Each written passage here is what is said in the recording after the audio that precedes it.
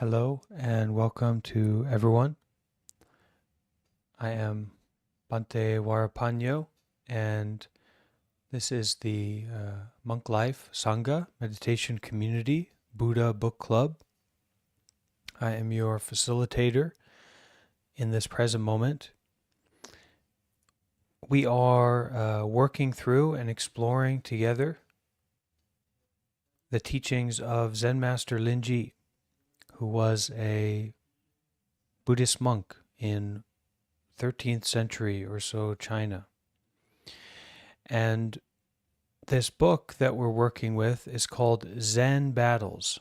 So we're talking about Zen Buddhism or Chan Buddhism, which is often described as a mind-to-mind transmission of the ultimate truth that does not depend on words or phrases, but reality as is. This book is a commentary on the teachings of Zen Master Linji by Thich Nhat Hanh, who is one of the best well-known modern Zen master or Buddhist teacher, especially for Western people in America. I am currently residing at the Thich Nhat Hanh Temple in California. That's where I'm hosting this event from. And we are mainly gathering together online, and this is a continuation of our regular live community meditation, study, discussion events focusing on Buddhism and especially Zen Buddhism. We are on part 3, but we are really just starting into this text, into this book, so it's a good place to start, even if you're new here, so to speak.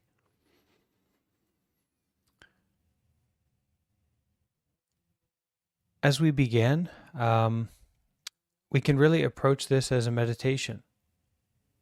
So this is not a doctrine, this is not a belief system, this is not a kind of group or an ideology to subscribe to or get attached to, but this is a practice.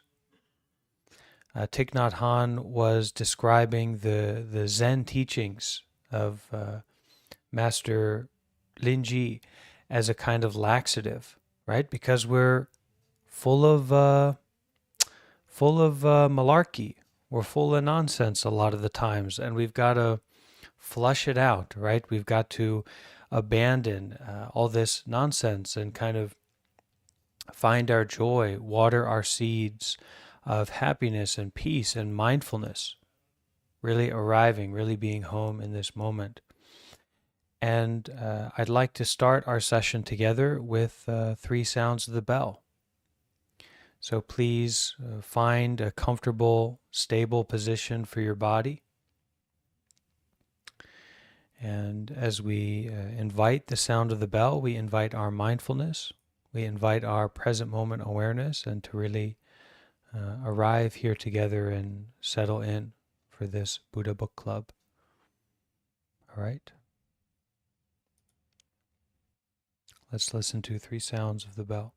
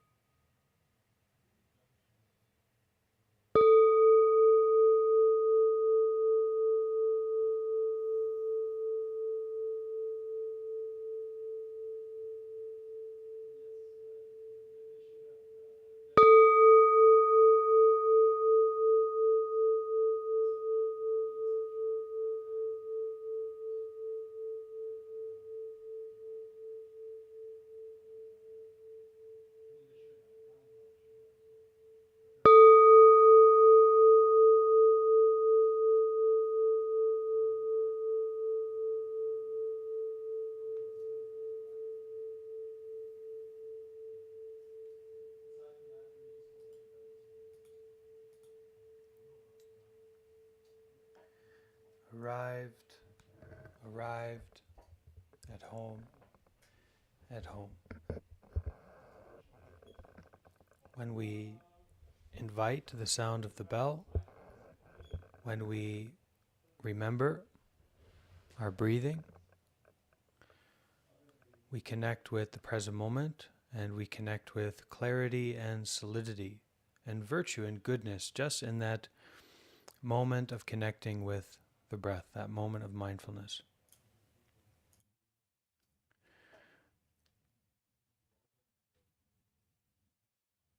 Going into the text today, we are looking at the case number 1 of Zen Battles by Zen Master Linji. And we're about halfway through the commentary or the explanation of this Zen Master teaching, case, experience by Thich Nhat Hanh. So we're going to read again through the first case, listen deeply, see what you can understand and find out from that. And then we'll go into the second half of Thich Nhat Hanh's explanation of these teachings, or unfolding of these teachings.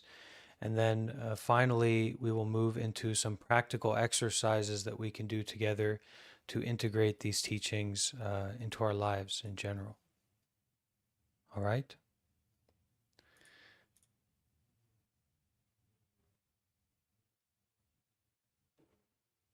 Only don't know. The chief officer, whose name was Wang, along with other officials, invited the Zen master to ascend the Dharma seat. When he had stepped up, he said, "Today, although unwillingly, I have followed the tradition and taken my seat up here."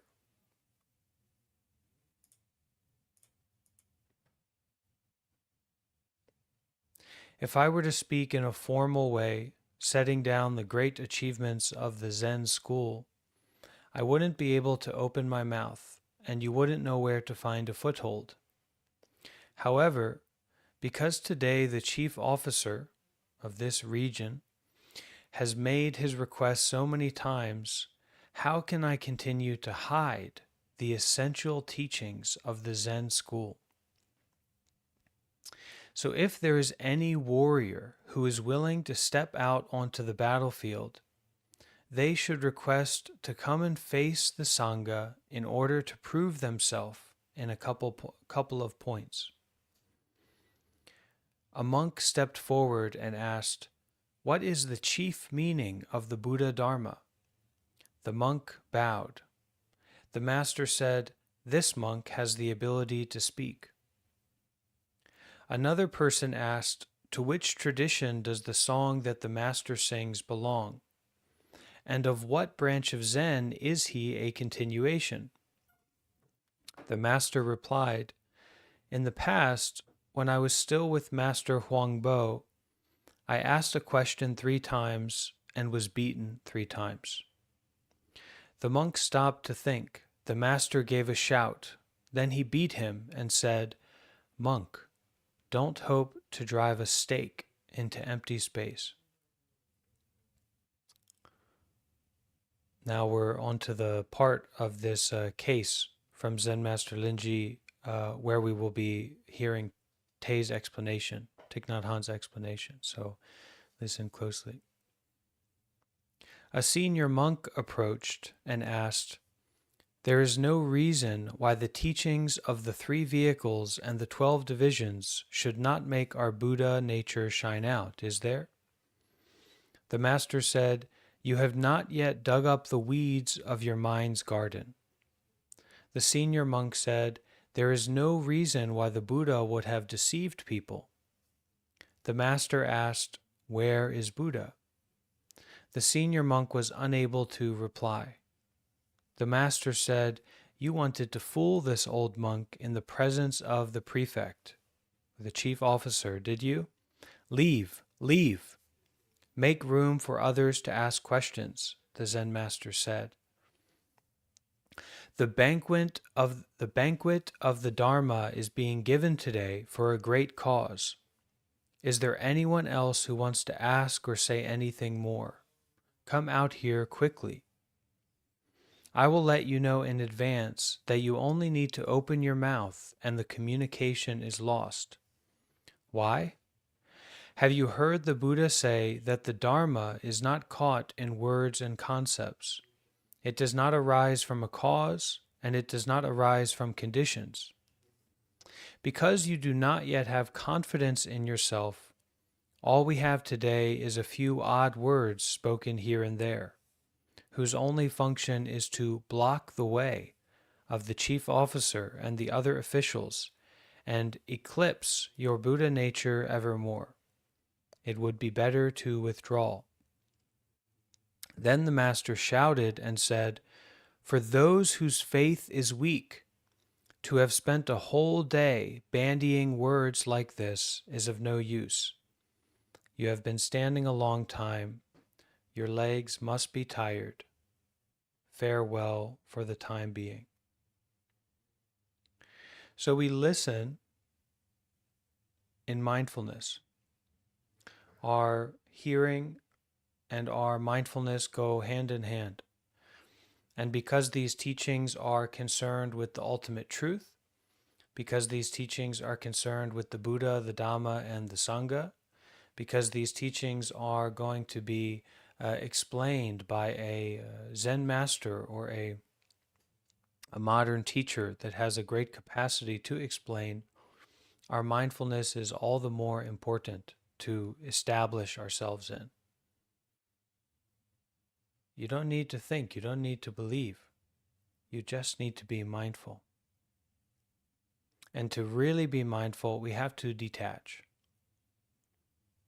Because thoughts will come up, feelings will come up, distractions will come up. We need to be ready to abandon them fully, completely. So we'll now go into the second part here of the Thich Nhat Hanh's commentary. All right.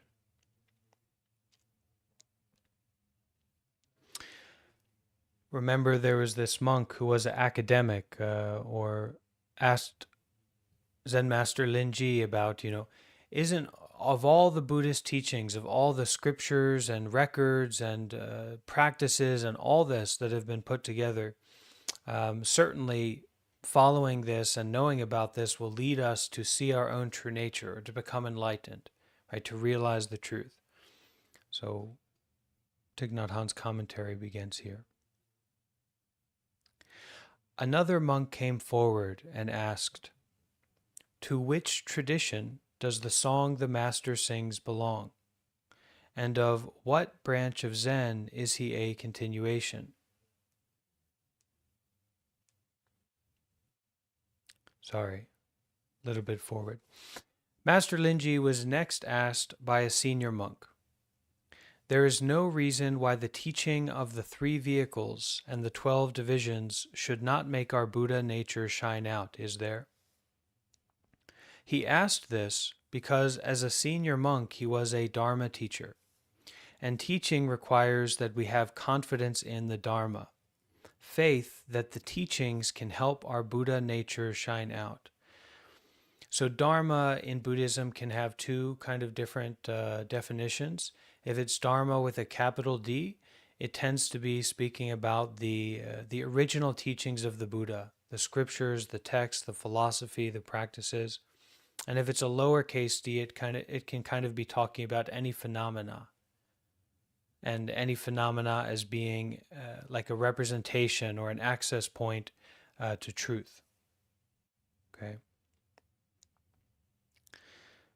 So Master Linji is sitting in the meditation hall, the teaching hall, and these monks are approaching him.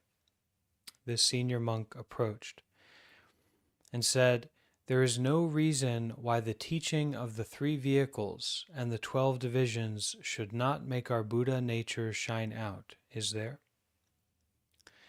He asked this because as a senior monk he was a Dharma teacher, And teaching requires that we have confidence in the Dharma, faith that the teachings can help our Buddha nature shine out. If the monk didn't have this confidence, he wouldn't be able to teach. Also, no one would buy a ticket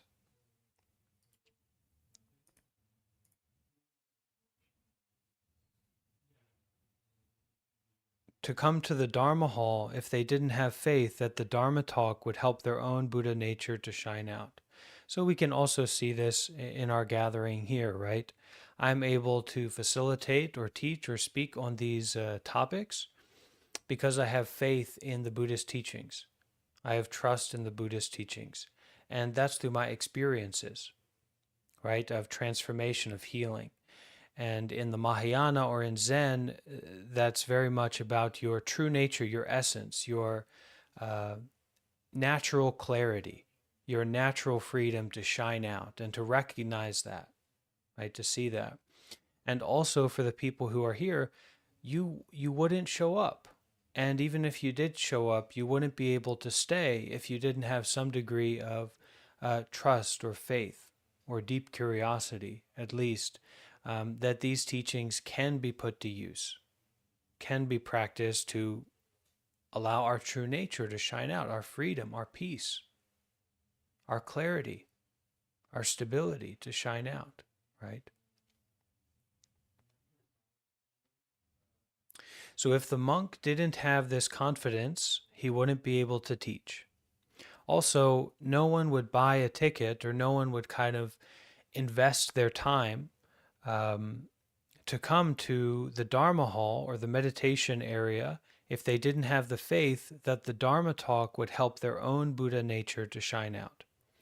So both the audience and the Dharma teacher have to have confidence that the teachings will make their Buddha nature shine. This is very reasonable. So the monk stepped forward and said, there's no reason why all of these teachings shouldn't help us to see our true nature. Right? That's what he said. And Master Linji replied, so when the master replied, "You have not yet dug up the weeds of your mind's garden," he was telling the monk, you may be able to teach fluently about all the different Buddhist teachings, but all your afflictions, your illusions, your anger, suspicion, doubt, and jealousy are just the same. So what are you teaching about? Your teachings have nothing to do with the happiness of your own life. You haven't yet gotten down to the practice of breathing, right? And that's the practice of breathing as an insight, the insight into mindfulness, the insight into breathing, the wisdom of breathing. Not just exercise, because that's another attachment, but gotten down to the practice of breathing, taking steps in mindfulness, recognizing your mental formations and liberating yourself from them. Your mind, your mental formations, is the garden you have to look after, but it's full of weeds. So how can the Buddha nature shine out?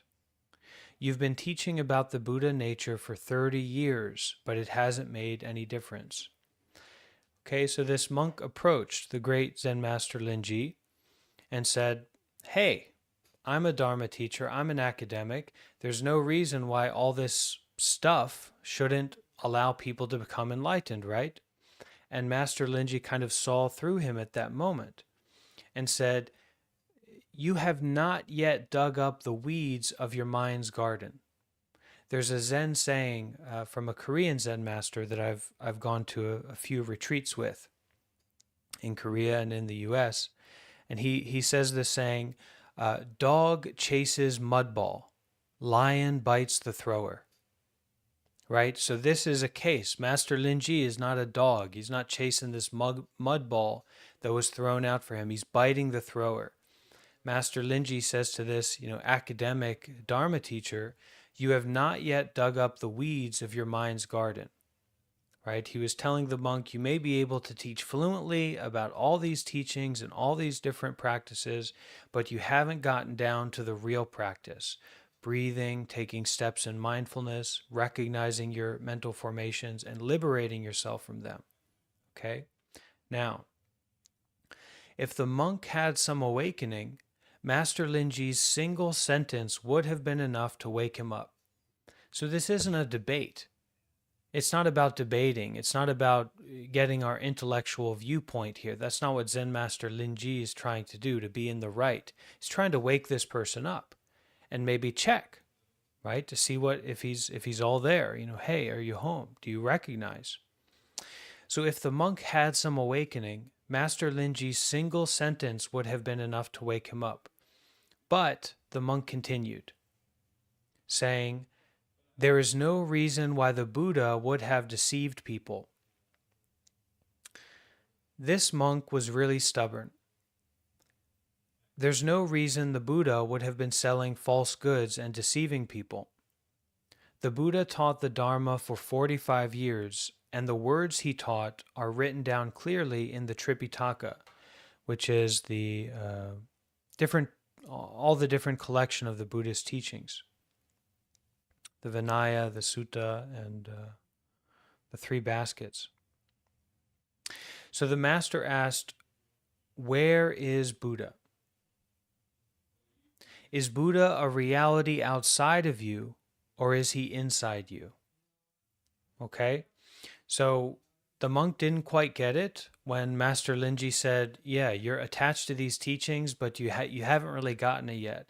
So the monk continued and then said, there's no reason why the Buddha would have deceived people. So saying again, like, no, these are the teachings. There's no reason why they wouldn't lead us to liberation, as in we should attach to the Buddha's teachings, right? We should attach to it, grasp it. So saying there's no reason the Buddha would have been saying things that are false, taught the Dharma all these years. And then Master Linji asked, so where is Buddha? Is Buddha a reality outside of you, or is he inside you? What do you know about Buddha to say the Buddha would have deceived people? There's a famous Zen koan. Who is the one reciting the Buddha's name? Who is the one reciting the sutra? Who is the one sitting in meditation? These questions are an invitation to discover who we are when we are reciting the name of the Buddha. These questions help us find our own true face. This koan also plays the important role of bridging the Pure Land School and Zen Buddhism. In Zen, we don't usually recite the name of Buddha. The person who created this koan saw the Pure Land practitioners could practice Zen, and Zen practitioners could practice Pure Land. This koan can be used by both schools. Right? So, where is Buddha?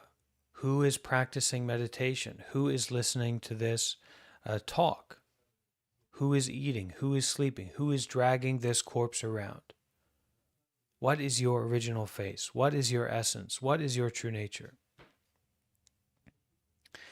The Master's question is to help us discover our own nature. We think that we know who we are. We think we know who the Buddha is. And we can say this in many other ways, right? We think we know who that person is. We think we know what that place is like. We think we know all these things, right? We think we know who the Buddha is or what Buddhism is. When the Master asked, where is Buddha? He was saying, you don't know who you are. You don't know who Buddha is. This is something you have to discover. So saying, you don't really get it yet. When you know who you are, you know who the Buddha is. When you know who Buddha is, you know who you are. Finding your true self, you find the Buddha. Finding the Buddha, you find yourself.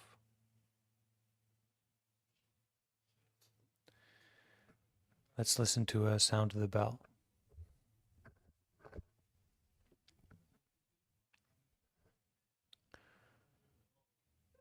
When you know who Buddha is, you know who you are.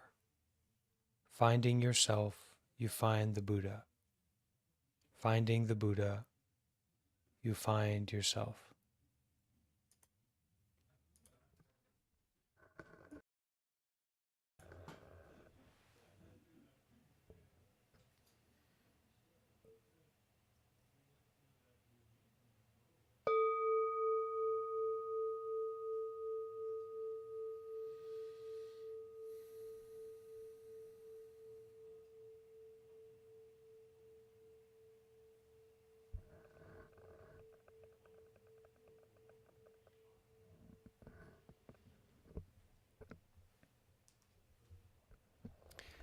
Okay, maybe we can stop here for a moment and let's see, do we have any questions or sharing, especially about this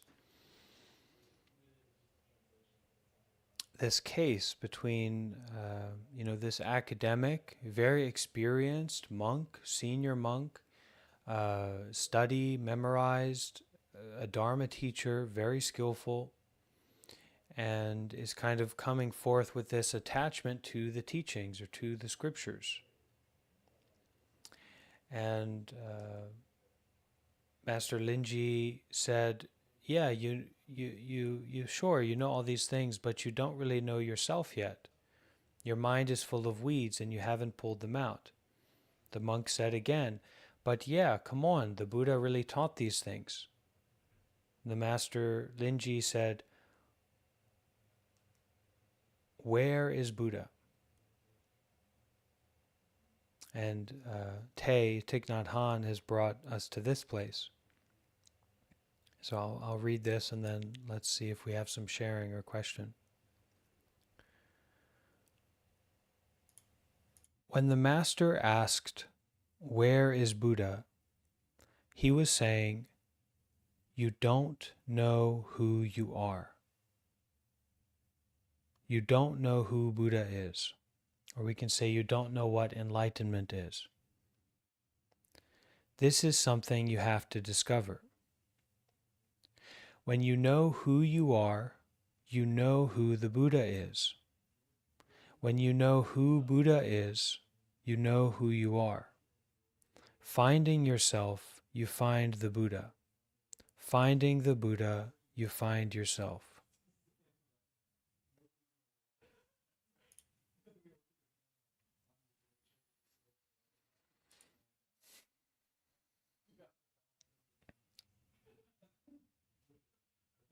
Any comments or questions? Sharing?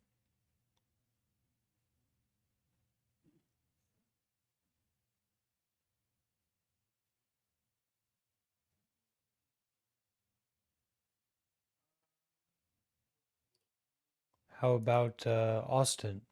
You have something you can share about this?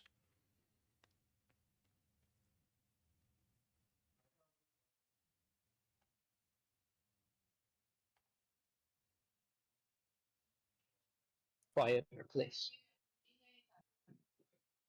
If you speak close to the microphone, it will be okay.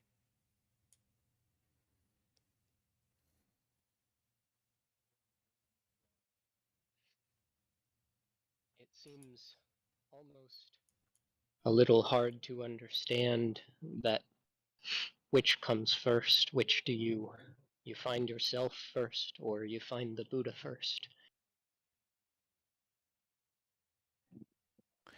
Well, it's saying here, right, that there isn't a difference. That your true self is not different from the Buddha, or your true nature, your natural state, your ordinary mind is not something else, not something other than enlightenment. Right? That the clouds in the sky are not something other than the clear blue sky.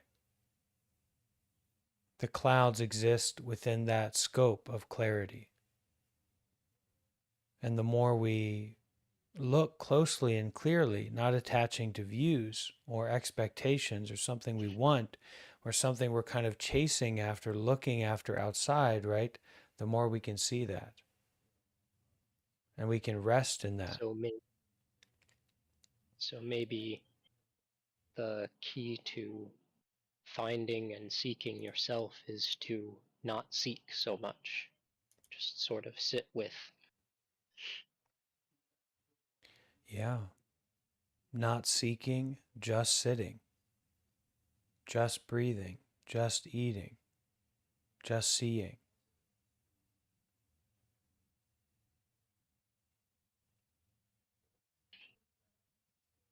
Not wasting energy.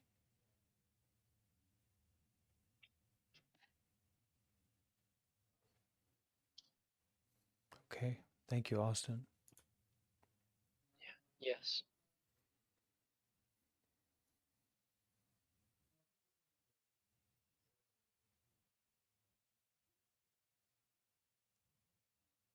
Okay, let's continue. Buddha isn't a reality outside of us for us to go and look for. Right? Enlightenment is not a reality outside of us for us to go and look for. And this kind of cuts and finishes a lot of the practices or exertions that we might be compulsively doing related to our idea of the Buddha or our idea of enlightenment or our idea of freedom, right? Freedom, we can say freedom isn't a reality outside of us to go and look for.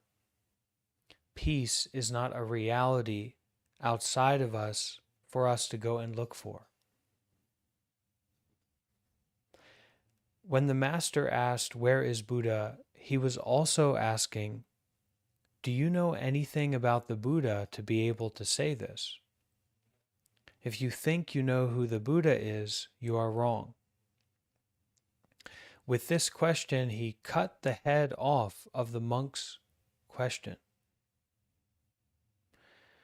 The student could no longer function in the domain of thinking in words. The master had cut off that path of thought. What more could the student say? He was unable to reply. So this is when that kind of scholar monk hesitated, and it was in a very immediate and intimate environment at that time, right? The chief officers are there, government officials, the other monks, the Zen master sitting in his high seat, and this, monk has approached, and now he's befuddled. The Zen master has kind of cut off this stream of thought, and so he hesitates. So the master said, and we need to learn how to do that for ourselves. To cut, to finish, to end, to forgive, to resolve. That this peace or this freedom or this resolution that allows us to live our lives joyfully and to rest and to heal, right? This stopping is something that we can do. Enough. I'm just going to take a rest. Enough. I'm just going to take a bath, right? Enough. I'm just going to have a glass of wine. But you're a Buddhist, hopefully, or you're staying with precepts.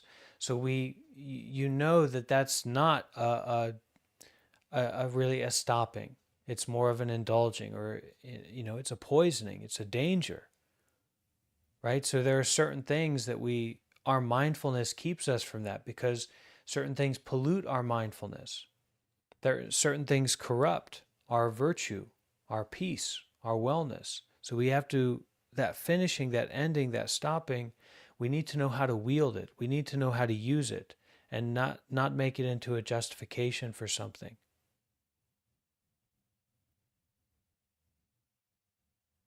And in that cutting, in that finishing, that's the resolution.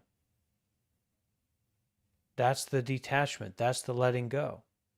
And then we take steps of mindfulness. We practice mindful breathing, mindful sitting, take a rest, take a bath, do things that are nourishing, that don't poison our body or mind. That's the least we could do, right?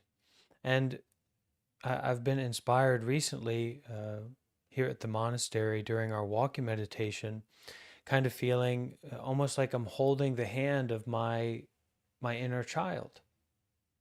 and many versions of myself, many aspects of myself that are there, these embodiments that I've had, right?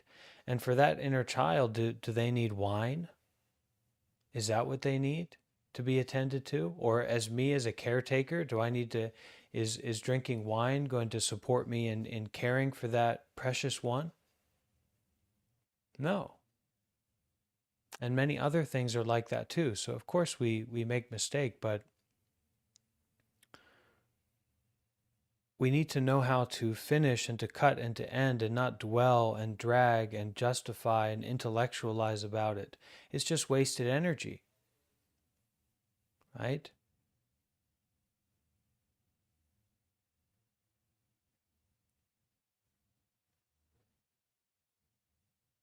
Just in the same way that a child picks up something that may put them in danger, you take it and throw it 1,000 miles away and keep walking.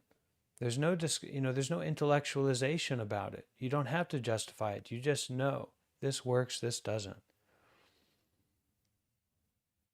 So when when Zen Master Linji asked this academic, "Where is the Buddha?" he was also asking, "Do you know anything about the Buddha to be able to say this? Do you really know about the truth to be able to speak this way? If you think you know who the Buddha is, you are wrong." With this question, he cut the head off the monk's question. The student could no longer function in the domain of thinking in words. The master had cut off that path of thought. What more could the student say? He was unable to reply. So the master said, "You wanted to fool this old monk in the presence of the chief officer, did you? You wanted to play in the realm of thinking." And we're always losing ourselves in that, right? This is going on internally. So how do we take that position of Zen Master Linji, right? You wanted to fool this old monk, and in the presence of the chief officer, no less, the caretaker, right? The mindful practitioner. You wanted to play in the realm of thinking. You wanted to intellectualize here. You wanted to talk nonsense. Leave. Make room for others to ask questions. The monk had wanted to show off his knowledge about the Buddha Dharma, but Master Linji's response was, "You are wasting my time and that of everyone." Then the Master said, "The banquet of the Dharma is being given today for a great cause. Is there anyone else who wants to ask or say anything more? Come out here quickly. I will let you know in advance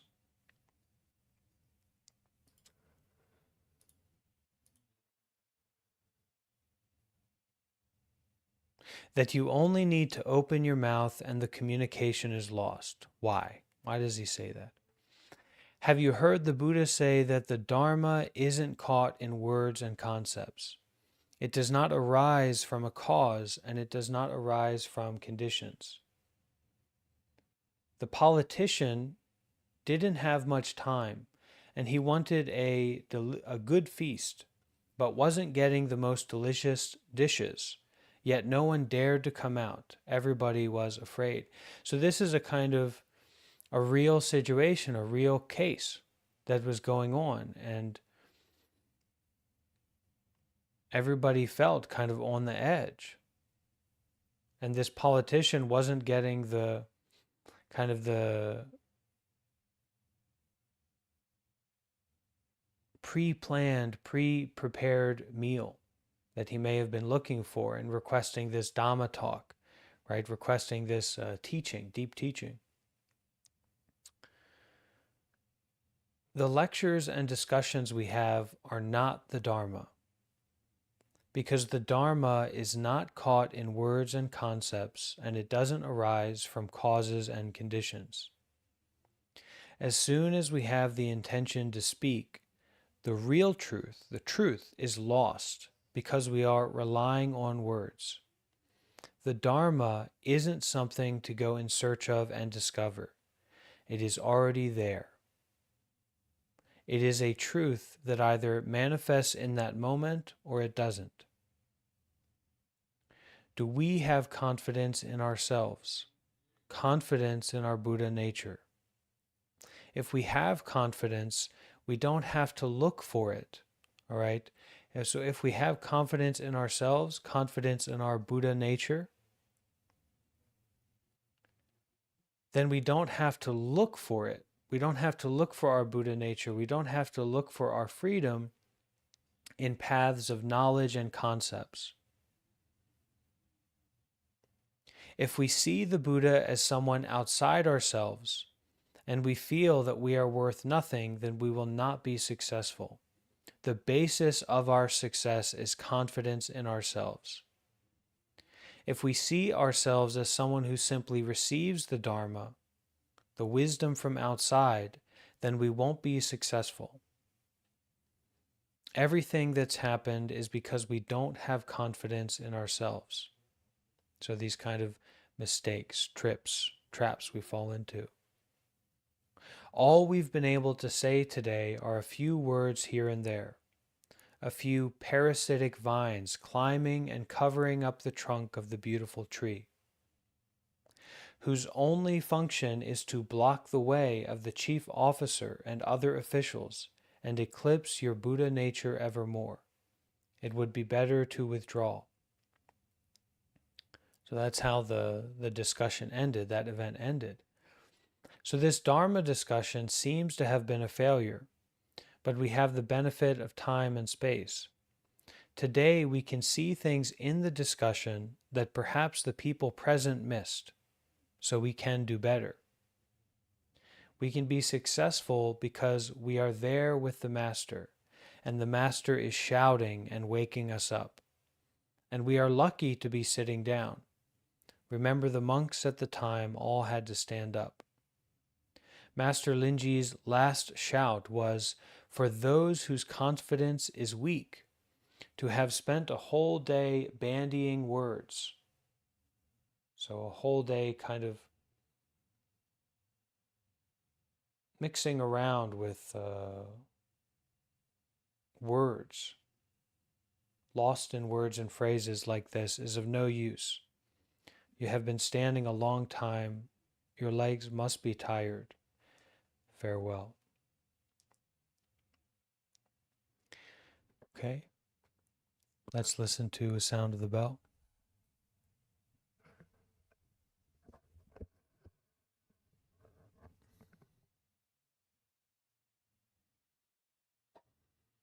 Take a few deep breaths and find your mindfulness, and remember that we are not looking for anything outside. This is not a time to look outside, not a time to manage anything or control anything, but a time to come back to our true nature, our mindfulness, our present moment breathing. Arrived, at home, breathing in the here, breathing out the now.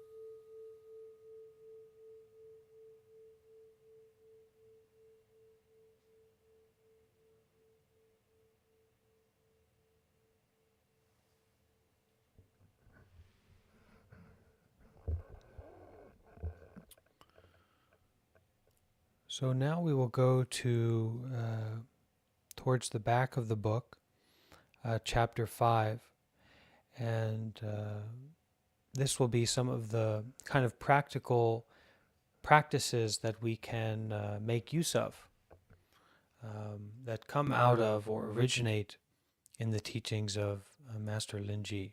And this will be the introduction to those practices. It's about 5 or 6 practices.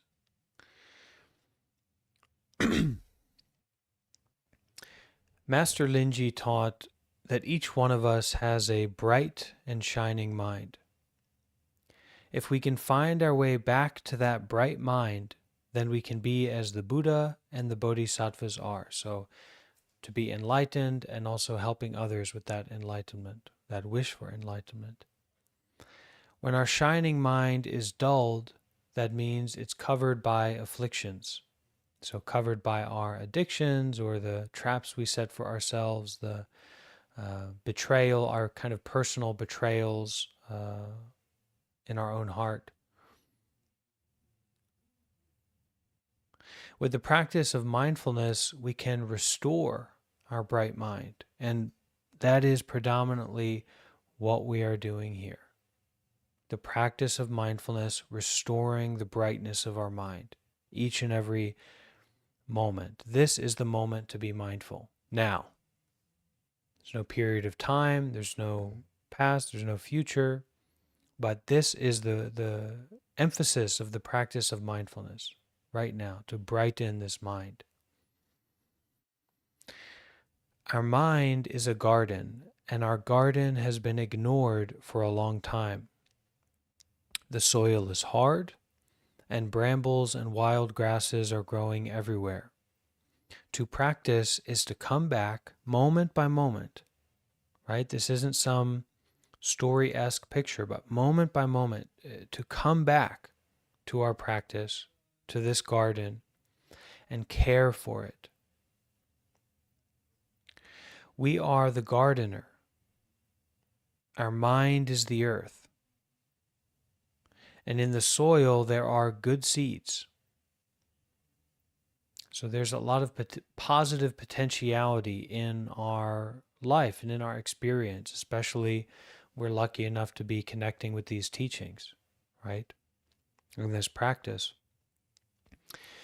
When we want to train a wild horse to pull a cart or carry a rider, one method we use is to put a rope around its neck so we can hold the horse. The horse will struggle, but it can't get free. Slowly, the horse calms down, and we can train it to become useful. Our mind is the same way. Our mind is the wild horse, and the practice of mindfulness is the reins that hold it, so we can be tamed gradually and we can master it. Okay? So gradually over time, we practice mindfulness more and more, but that's epitomized, or that the importance of that is in this moment, the present moment action of mindfulness. It's not some place outside of this moment, because it's like sitting on a wild horse and you're thinking about taming it in the future. You're hanging on for dear life, right? You've got to express the action of mindfulness. Otherwise, you're not going to get it. You've got to show up to the garden. And that is a revolutionary practice. It's dynamic. It's like being on the back of a horse. There's movement, there's pleasure, there's pain, there's confusion, there's weather, there's all these things going on. But if we want to tame that horse, we've got to hold on. We've got to come back to our mindfulness. We've got to develop a relationship with the action of mindfulness. Now, slowly the horse calms down and we can train it to become useful. Our mind is the same way. Our mind is the wild horse, and the practice of mindfulness is the reins that hold it so it can be tamed gradually and we can master it. We have many methods for grasping and holding on to the mind. We have many methods for working with the mind in an actionable way. The first method is mindful breathing. Mindfulness of the in-breath and the out-breath. There is also the practice of mindful walking, in which we maintain awareness of the breath and the steps. If we practice for a few weeks, we will see the situation change. We have to practice continuously and not just superficially. So that not just superficially is to really practice now and attain the insight of mindfulness. That is to experience the wisdom of mindfulness only, of awareness only, of experiencing only, of breathing only, that this is it, right? So we have to practice continuously and not just superficially. So that's the not superficially, the insight of mindfulness. And the continuously is that we concern ourselves and we align ourselves with the path. Buddha Dhamma Sangha is this is what that's concerned with. So we take refuge in a community. We take refuge in the Buddha's teachings. We take refuge in the Buddha, or we take refuge in our mindfulness. And in that way, we have a kind of a point or a direction that we're going into, and that's how we do continuous practice, right? You get hungry every day, so you eat every day. You kind of eat continuously, you eat regularly, and slowly but surely, this practice of mindfulness will become continuous, will become sustained naturally. But if you're practicing superficially, then it's not going to matter, even if it is continuous. Anastasia, do you want to share something? Okay, maybe just some background noise there.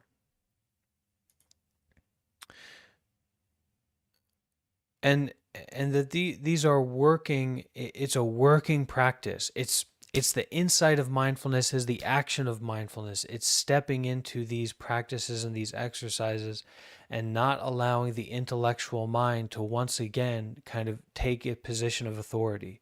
Remember what Zen Master Linji said. He said, you came in here, you thought you were going to fool me in front of the chief officer, right? In front of my community, no less, right? To lead people along, to confuse, to obscure what? The present moment action of mindfulness, the insight into your true nature, which is not about some story, some place, some experience, some time.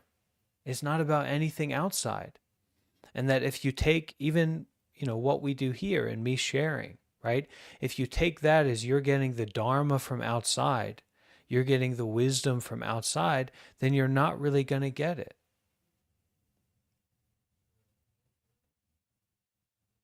It's in you.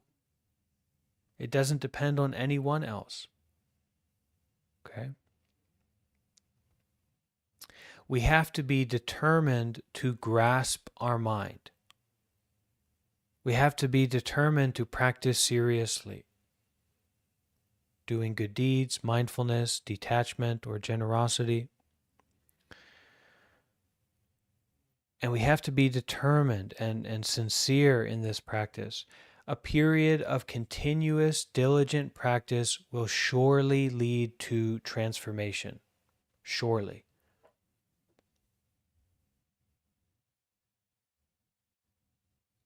If we don't return to the mind, take hold and master it, we cause suffering to ourselves and those around us. And I'm sure everyone here has a lived experience of that, right? So it's our responsibility, not just for ourselves, but for our community, for the world, to master the mind, to get a hold of it. Mastering our mind brings great benefit and happiness. To master the mind, we first of all have to grasp the body. The body and mind go together. The breath belongs to the body just as the 2 feet and legs belong to the body. If we can grasp the breath and be in touch with the breath and the steps, then we'll slowly get hold of the mind.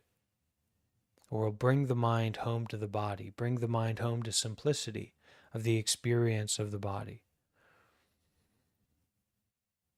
Don't think that this practice takes too much time. We can practice in our daily activities. All right? This is a very clear pointer, very clear direction. When we drive to the market, cook a meal, or wash the dishes, we can practice getting a hold of the mind, coming back to that practice of mindful breathing. Using gathas, which is kind of like little short teachings. Actually, the songs that we sing sometimes, or in the Plum Village tradition, the songs that they sing of happiness is here and now. I have dropped my worries, nowhere to go, nothing to do, no longer in a hurry. This is a gata, right?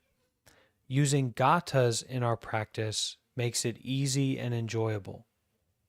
Gathas are Zen poems that we can memorize and recite silently to ourselves as we practice mindfulness of breathing. Gathas are simple and can be used to accompany any activity. And we'll go into one of these gathas and then we'll finish. Okay? So this gatha is called Taking Refuge in the Island of Self. You can memorize this or put this on your wall. Get a tattoo of this. Great. Taking refuge in the island of self. Breathing in, I go back to the island within myself. There are beautiful trees. There is water. There are birds. There is sunshine and fresh air. Breathing out, I feel safe. We can use it when our mind is confused, when we don't know the right thing to do, when we're in a dangerous situation or beginning to panic.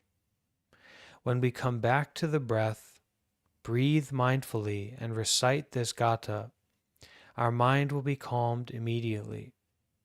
Once we feel stable, we will be able to see clearly what we should and should not do in order to improve the situation.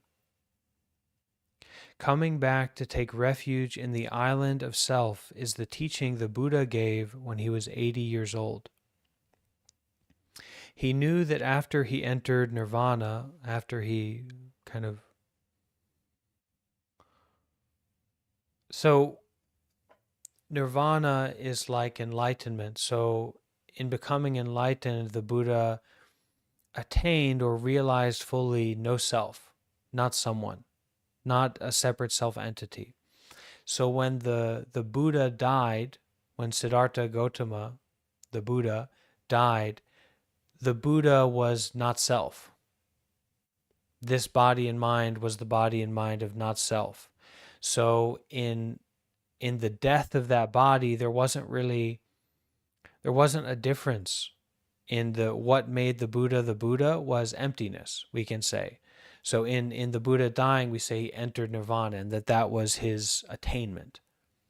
Non-attainment or nothing, attain nothing. But so that's why it said entered nirvana.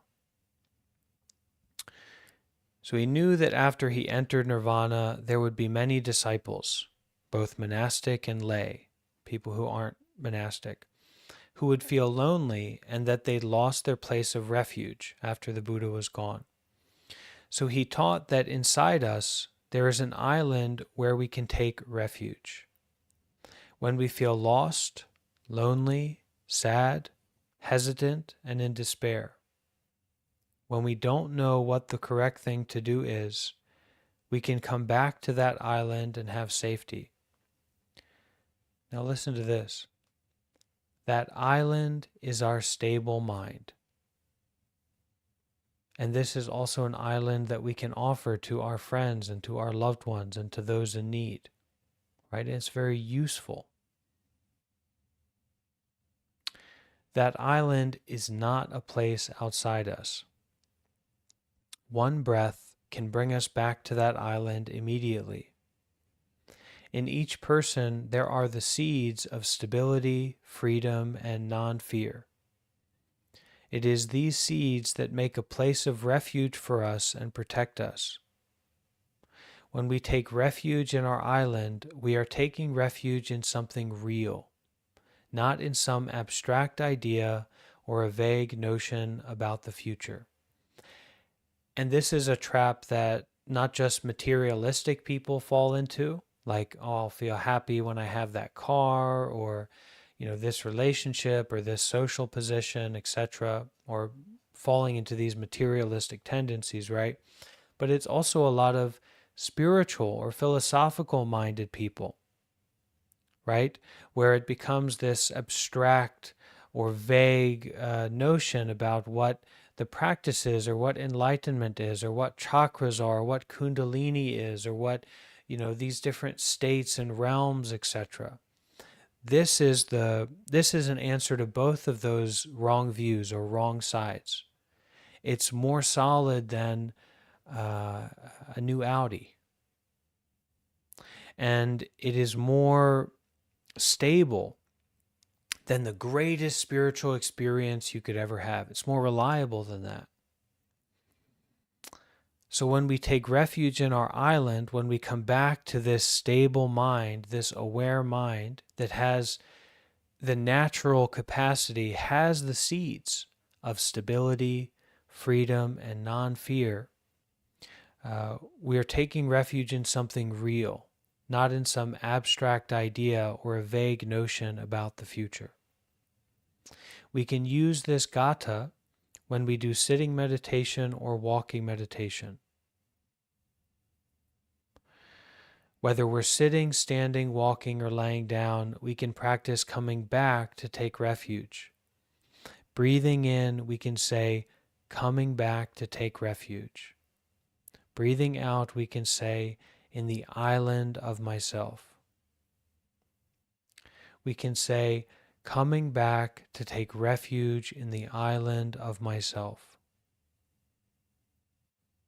Or we can say, coming back, taking refuge, the island of myself. Let's try that last one for a moment. We can all repeat inside of ourselves. Coming back, taking refuge, the island of myself.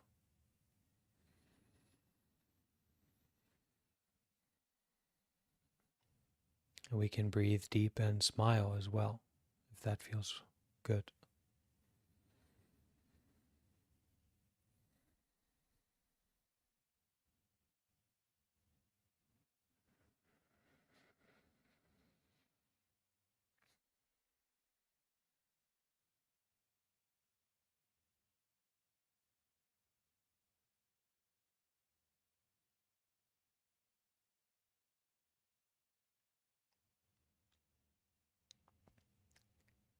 Coming back, taking refuge, the island of myself.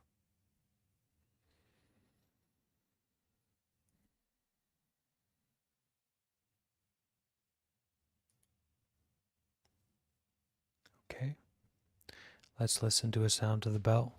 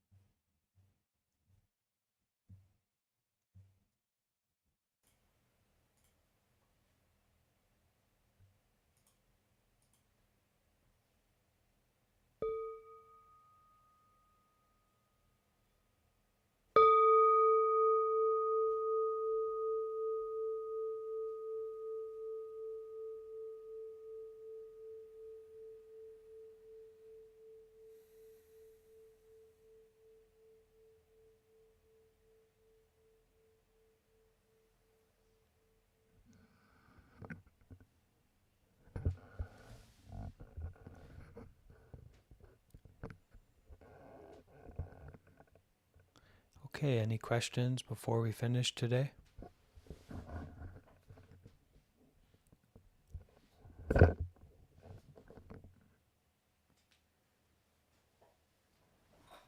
It's not a question. I just want to express my understanding.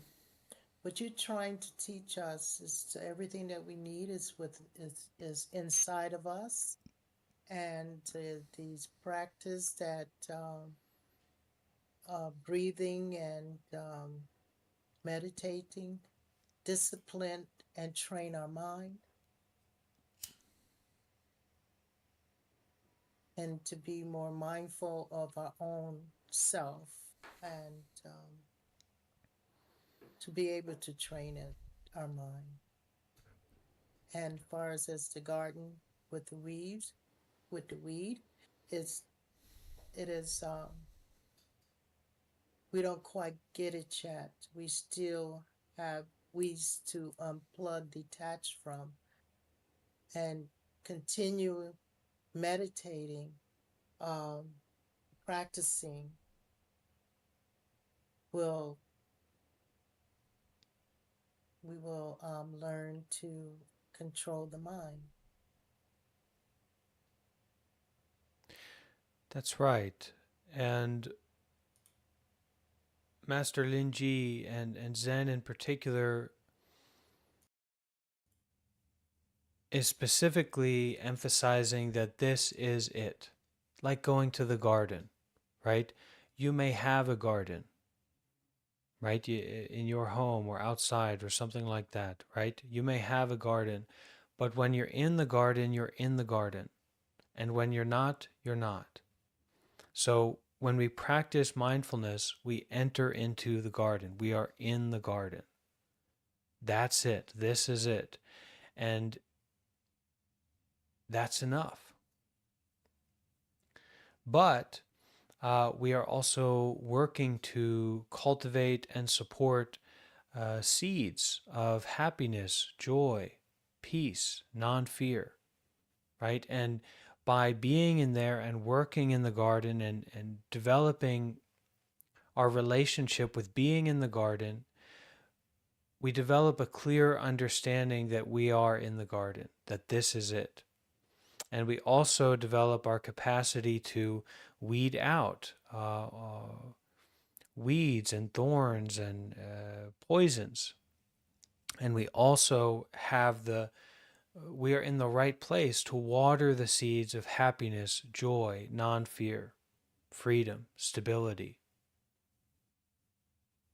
So it's all that, and it's also the sound of the bell right here and now. It's Linji's great shout, right? Wake up, and the freedom that is innate in you. So it's all these practices to kind of help us and help others. And it's also to turn the mind around and recognize your true nature. Recognize the essence of your mind. The mind is a clear blue sky. And that's I'm sharing my practice. I'm sharing my experience. So I'm just grateful that we can support each other in that practice.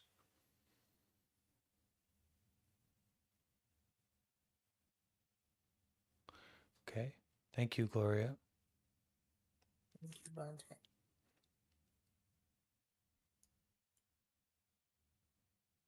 Bhante, Yeah. yesterday I had to drive someone on an errand, and something very, very small happened. And I started to get really, really, really irritated, and which happens sometimes with me. However, I did start to seeing the mind as a clear blue sky and focus on my breathing and trying to open up to this irritation is just meaningless. And it sort of quickly just kind of brought me back to, just taking someone for an errand and trying to be more present. So it did help. Great. Proof Mm-hmm. proof positive, right? Right. But also allow that practice, your capacity to practice that, to nurture non-fear. You don't need to be afraid of that irritation. You don't need to be afraid of that side of yourself. That's something else to attend to. That's something else to offer your mindfulness to, right? And sometimes a weed has a root so deep that we can't quite pull it out just at that moment, right? But what we can do is plant flowers and water them, That weed is there. That's okay. It doesn't need to dominate us. And we don't need to dominate it. You pull your back out, right? You're in the garden trying to pull out a root like that. So great. But water those seeds of non-fear and that openness to intimacy, to holding that feeling and understanding it even more deeply, because that's also a wonderful part of the work, right? That we develop that understanding that, wow, I have the capacity to hold that part of myself, right? That's negative or angry or greedy or delusional or fearful. I can hold it and I can work with it.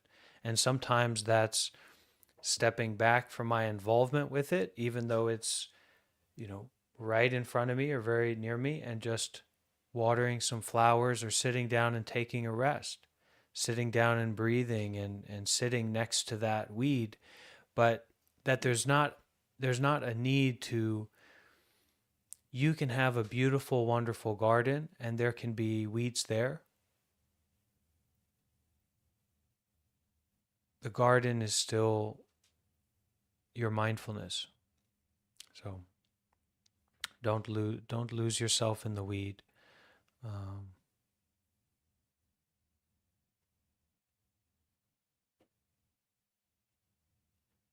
Okay. Thank you, Caroline. Thank you for your practice. Yeah.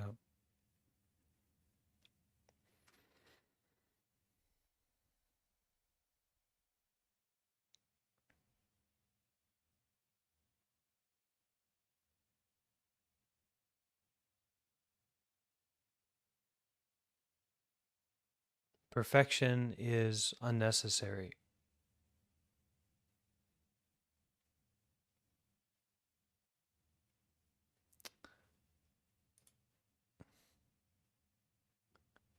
All right, let's finish with sharing the merit, okay? And for those who don't know, when we do good, we feel good. When we plant good seeds, we get good fruits. And this is a joy and a happiness. And our practice here together is not to keep those fruits for ourselves, but actually to kind of recognize that we're planting good seeds, and they bear, some of them can bear fruit very quickly, and we offer that out. We share that out towards all beings in all directions, right? Just widen out, brighten out. And so we'll finish together with this dedication. All right?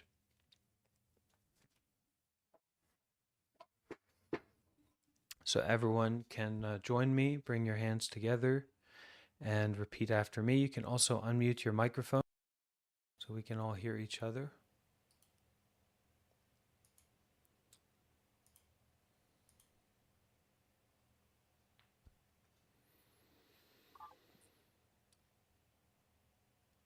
May all the good deeds and all the effects of those good deeds be shared.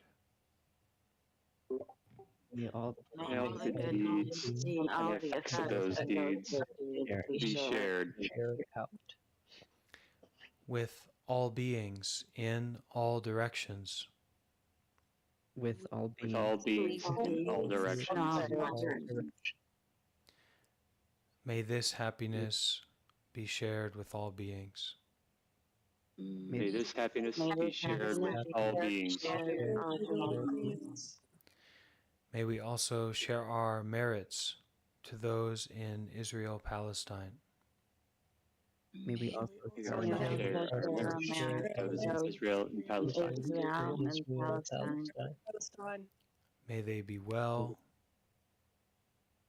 May they be well. May they be at peace. May they be at peace. May they be free.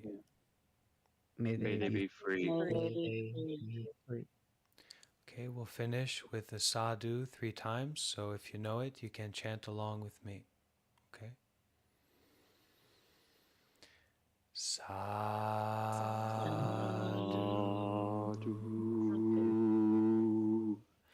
Sadhu.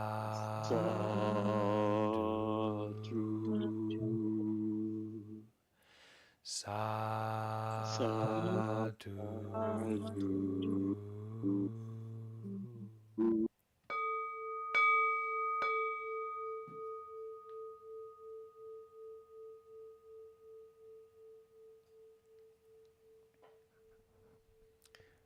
Okay, dear community, thank you all for making this such a special place in the world. And let's practice together again soon. And let's keep practicing on our own as well. Let's practice seriously. Okay? Thank you. Okay. Thank you. Thank you. Thank you. Bye, everyone. Be well, all.